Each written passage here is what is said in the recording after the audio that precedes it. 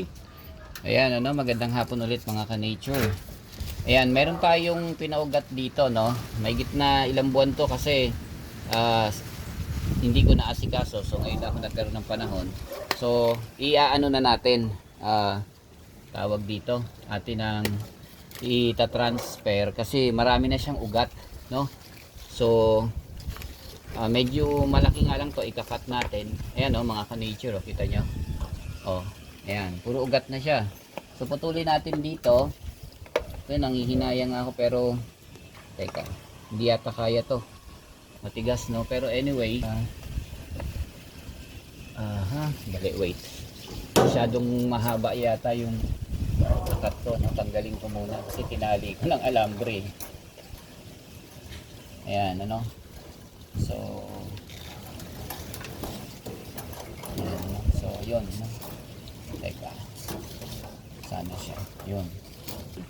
So ayan mga ka-nature, no, dahil sa mataba yung sanga, hindi ko maputol ng cutter o nito, no, hindi ko siya maputol nito kasi mataba yung pinagkaugatan, no. So medyo lagariin natin na lang konti, no.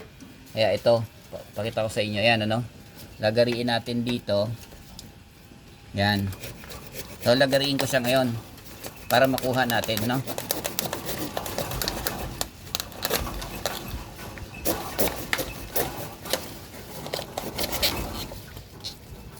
Ayan, no? So, pwede na. Mga ka-nature, no? Putol na siya. Ito. Tigas, Ayan. Kasi medyo dito kasi sa dulo, inano tawag dito. Medyo dulo siya na paugat. Kaya medyo makapal, no? Yun. Naputol na siya, mga ka-nature, no? So, ito, kuhanin natin siya at teka, parang may sumasabit pa ito. Ayan, ano, medyo malaki yung sanga na nakuha natin ngayon. Ayan, ano, malaki yung nabawas doon. So ayan, ari, buti hindi ako nasugat. Okay, so ito na, no, mga ka-nature, no, yung napaugat natin to. May 2 buwan na ito, hindi ko lang matanggal kasi sa totoo lang meron pa akong pinaugat dito, nainip ako. Medyo tuyo na yata, so kinuha ko na to kasi sayang, baka mamatay pa.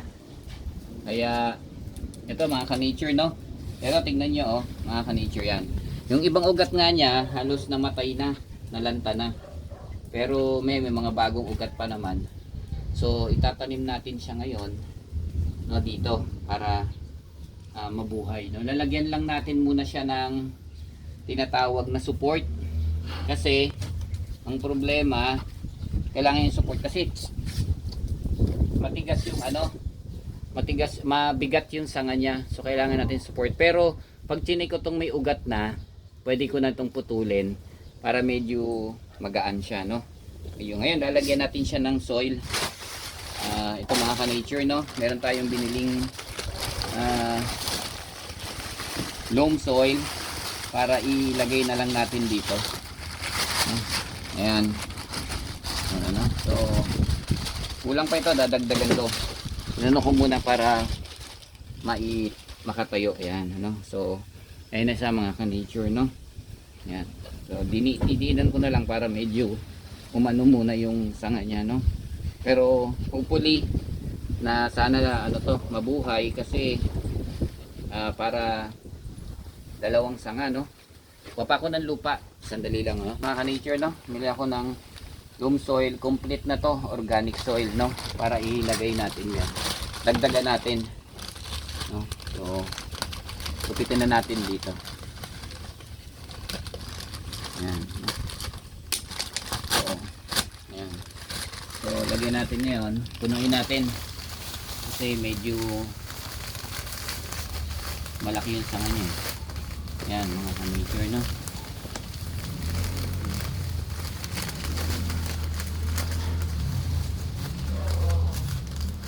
Halo na yan, ano, templado na yan. Meron na rin yang fertilizer, no. Yan. Dagdagan pa natin para yan. Pwede na natin lagyan ng water, no? Hopefully mabuhay sana. Diyan ka lang. Maalala mga ka-nature, no? Yung last time, yung ating inner layering, ito na siya ngayon. Ayan na, oh, nabuhay na, no? Ang ganda, no? Nung inner layering natin, ano? Bago yung kanyang sanga, no? Nagkaroon siya. Malusog, no? So meron na tayong panibagong sanga na hindi na tayo magi-start sa seed, no? Hindi na tayo medyo maiinip. So ayan na, no? Ganda, no? Alusog ng dahon niya. So yan lang ngayon mga ka-nature. So ito medyo malaki yung sanga, no? Hopefully sana mabuhay. Pero may ugat siya eh. So sigurado yan, ano? Mabubuhay. Yan, dalawa na. So meron pa rin tayo dito. Hindi ko alam kung mabubuhay ito, pero tignan natin, ano? Okay, so yan lang muna. Bye-bye.